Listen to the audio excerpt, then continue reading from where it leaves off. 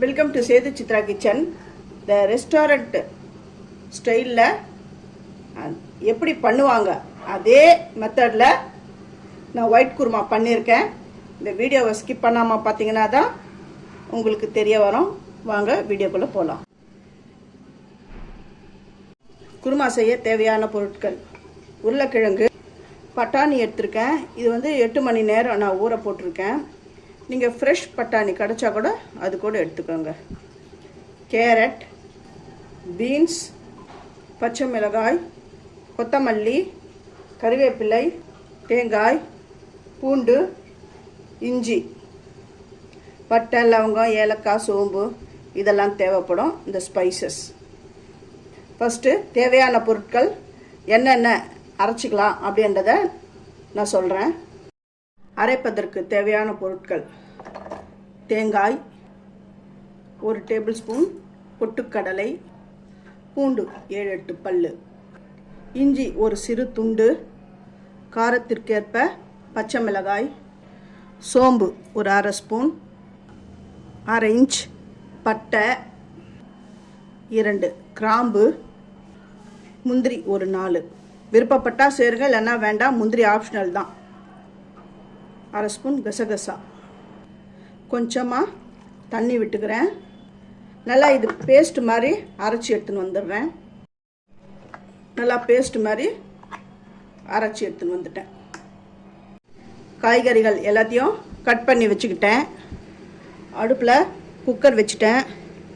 எண்ணெய் கொஞ்சம் விட்டுக்கிறேன்.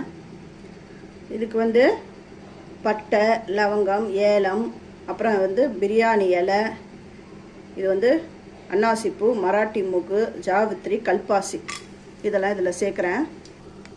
சோம்பு போட்டுக்கிறேன். ரொம்ப பேருக்கு சோம்பு வாடை பிடிக்காது. அது வேண்டான்றவங்க சோம்பை ஸ்கிப் பண்ணிக்கோங்க. இப்போ எல்லாம் நல்லா உப்பி வருது பாருங்கள். கொஞ்சம் விட்டால் அப்படியே வெடிச்சிடும்.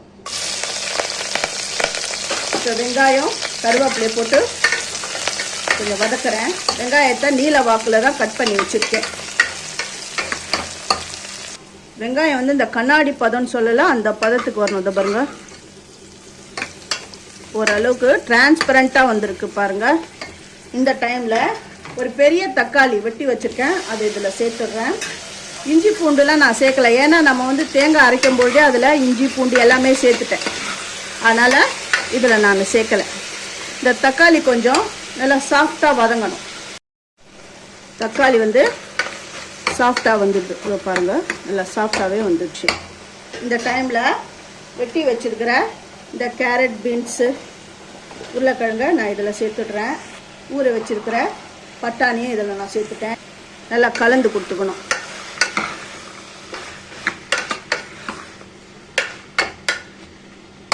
இதுக்கு மிளகாத்தூள் அதெல்லாம் கிடையாது. இது ஒயிட் குருமான்றதுனால அந்த பச்சை மிளகா காரம் தான். இதில் கல்லுப்பு காய் வேகிறதுக்கு கலந்து விட்டுடுறேன். ஃபஸ்ட்டு என்னுடைய வீடியோவை பார்க்குறவங்க சப்ஸ்கிரைப் பண்ணலாம், நான் சப்ஸ்கிரைப் பண்ணுங்கள். ஆல் என்ற ஆப்ஷன் தொடுங்க. அப்போ தான் நான் போகிற ஒரு வீடியோவுடைய நோட்டிஃபிகேஷனும் உங்களுக்கு காட்டும். காயெலாம் ஒரு 1/4 வாசி வெந்துடுது.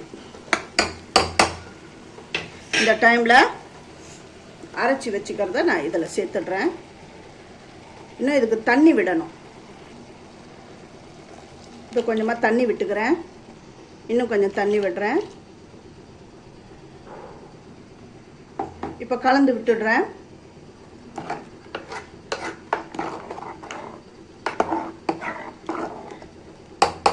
உப்பு திட்டம் பார்த்துக்கிடுங்க.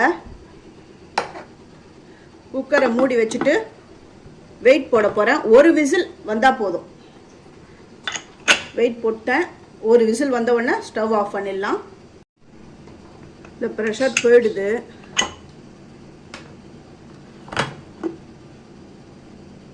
ஒயிட் குருமா ரொம்ப நல்லா ரெடி ஆகிடுது.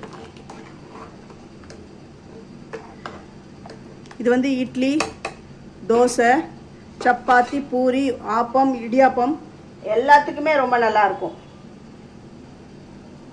அப்படி கொத்தமல்லி தழை அப்படி நான் தூவிக்கிறேன். சூப்பரான ஒயிட் குருமா ரெடி ஆகிடுது. நல்ல டேஸ்டியான ஒயிட் குருமா ரெடி ஆகிடுது. சுட சுட இட்லிக்கு இந்த ஒயிட் குருமா செம்மையாக இருக்கும். சப்பாத்தி குருமா, அப்புறம் பூரி குருமா, அதுக்கு மட்டும் கிடையாது, ஆப்பம், இடியாப்பம், இட்லி, தோசை எல்லாத்துக்குமே இது வந்து ரொம்ப ரொம்ப நல்லாயிருக்கும். இதை நீங்கள் உங்கள் வீட்டில் செஞ்சு பார்த்துட்டு எப்படி இருந்ததுன்னு எனக்கு கமெண்ட் பண்ணுங்கள். தேங்க்யூ.